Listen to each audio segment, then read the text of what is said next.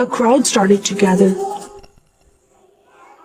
The men were chanting in Arabic, Allahu Akbar, Allahu Akbar. And my father and I, as I was holding his hand, were pushed to the front of this crowd.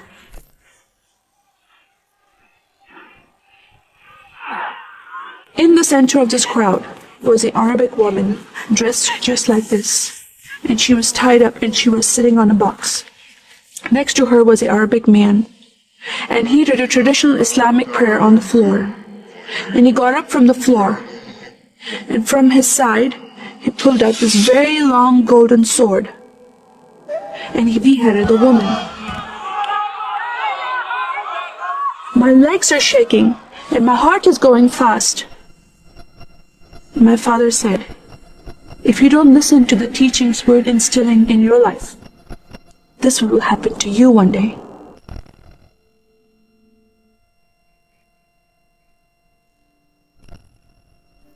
I was born and raised in a small country by the name of Kuwait, a community of 98% Muslim population. 2 of my uncles are imams, and 1 is president of a mosque, where I would hear the call to prayer 5 times a day.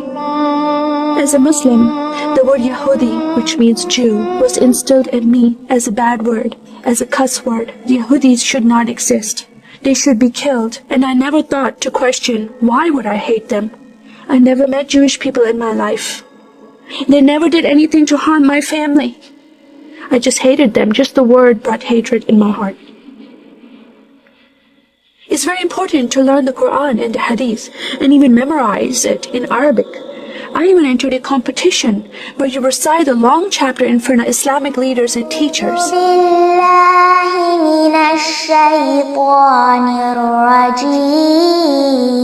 And I came second place.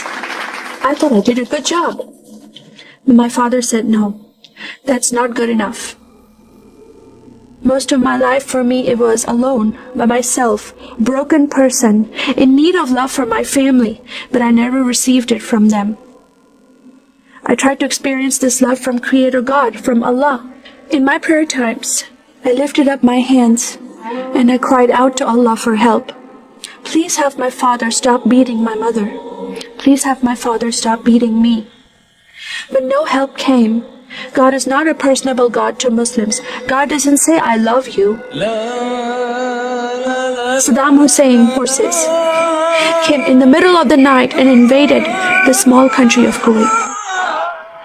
And then they came to my city and they destroyed property and they looted people's home and they stole possessions and they killed the men and they raped the women. Then we were granted asylum status to stay in the US. My grandmother suddenly got very sick. She had a heart attack and she went to the hospital. And 2 days later, she passed away. I was devastated because I lost my best friend. And this lady approached me and asked me if I was okay. And I said, no, Paula, my grandmother died. And I just started to cry again. At that moment, I was hurting so much, only crying helped. And Paula came to me and put her arms around me and she gave me a hug. And then she asked me a question. Would you like to go to church with me? When I walked into this church, I experienced love from these people and acceptance from these people like I've never before. Fellowshipping together.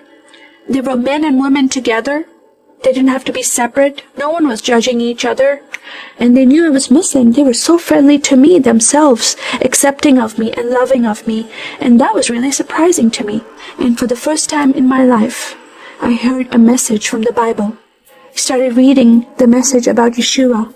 When he walked into the synagogue, he was given a scroll from Prophet Isaiah, and he opened the scroll and he started reading that scripture. That the Spirit of the Sovereign Lord is upon me, because he has anointed me to preach the gospel to the poor. He has sent me to heal the broken heart and to proclaim liberty to the captive and freedom of sight to those who are bound, to proclaim the year of the Lord's favor. First time I heard these words of freedom and healing and liberty. I'm desperate to be freed from bondage. I was held captive in Islam and I wanted to be freed from that. I was blinded with so much hatred in my heart. The darkness broke from my eyes. The veil came off my heart. I knew the decision I was making to leave Islam is a big decision. By Sharia law, Islamic law, it is death penalty. But I'm desperate to know a living God.